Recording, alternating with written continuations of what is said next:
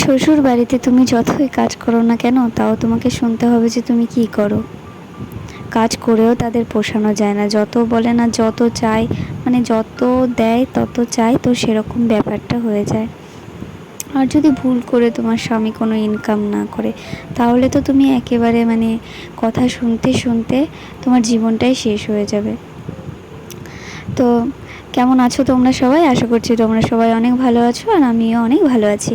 তো আমার ভিডিওতে তোমাদের অনেক অনেক স্বাগত এবং অনেক ভালোবাসা। তো এইদিকে দেখো আমি ঘরটাকে ঝাড় দিচ্ছি। তো এখন বাজে ওই 10টা বাজে।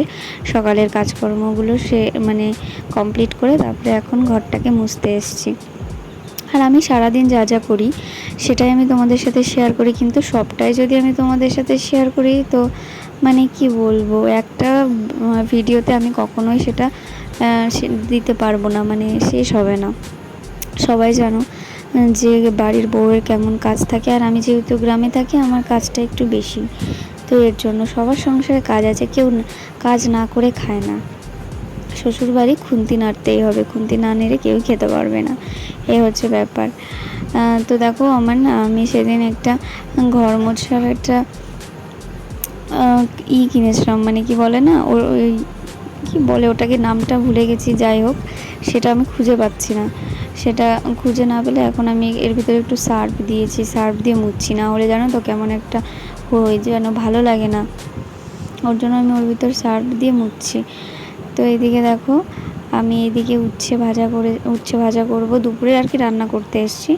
উচ্ছে ভাজা করব, আর হচ্ছে গিয়ে তোমার পাঙাশ মাছের ঝোল করব, আর রূপচাঁদা মাছ দিয়ে আর গাটি কচু দিয়ে তরকারি রান্না করব।